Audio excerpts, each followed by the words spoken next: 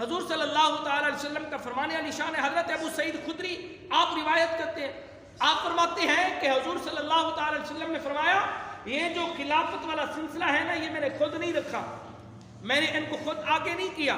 آؤ سنو حضور کی حدیث پاک، حضور نے فرمایا میں نے خود ان کو آگے نہیں رکھا بلکہ اللہ نے حکم دیا ہے تو میں نے ان کو آگے رکھا ہے۔ دراصل حکم اللہ کا تھا۔ ابو بکر صدیق کا پہلا نمبر، عمر بن خطاب کا دوسرا نمبر، عمر بن خطاب کا دوسرا، عثمان کا تیسرا نمبر، علی کا چوتھا نمبر۔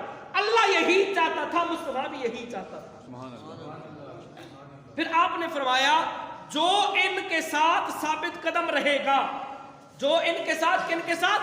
ان خلفاء کے ساتھ، جن کے بارے میں میرے آقا نے فرمایا کہ ہؤلاء الخلفاء من بعدی، میرے بعد یہ خلافت ہوگی، یہ خلفاء ہوں گے، یہ خلیفہ ہوں گے، جو ان کے ساتھ ثابت قدم رہے گا، میرے آقا نے فرمایا وہ ہدایت پر ہوگا۔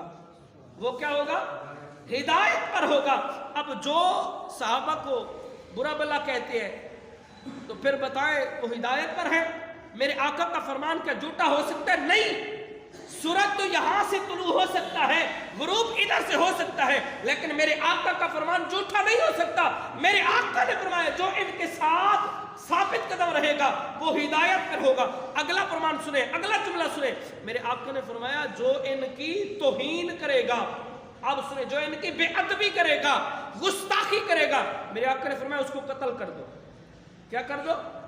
اس کو قتل کر دو۔ میرے آقا نے فرمایا جو ان کی بے ادبی کرے گا، توہین کرے گا۔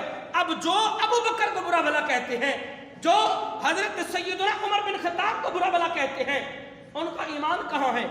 حضور نے فرمایا ان کو قتل کر دو جو ان صحابہ کے بارے میں بے ادبی کرتے ہیں، گستاخی کرتے ہیں، توہین کرتے ہیں۔ اب حضور کا فرمان تو برحق ہے۔ ایک جنازہ آیا، حضور صلی اللہ علیہ وسلم کو کہا گیا کہ آقا اس کا جنازہ پڑھائے۔ حضور نے فرمایا میں نہیں پڑھاتا اس کا جنازہ۔ آقا کیوں نہیں پڑھاتے؟ حضور نے فرمایا اس کے دل کے اندر میرے عثمان کا بغض تھا۔ اب جس کا جنازہ حضور نہ پڑھائے، جس کا جنازہ حضور نے فرمایا اس کے دل کے اندر عثمان کا بغض ہے۔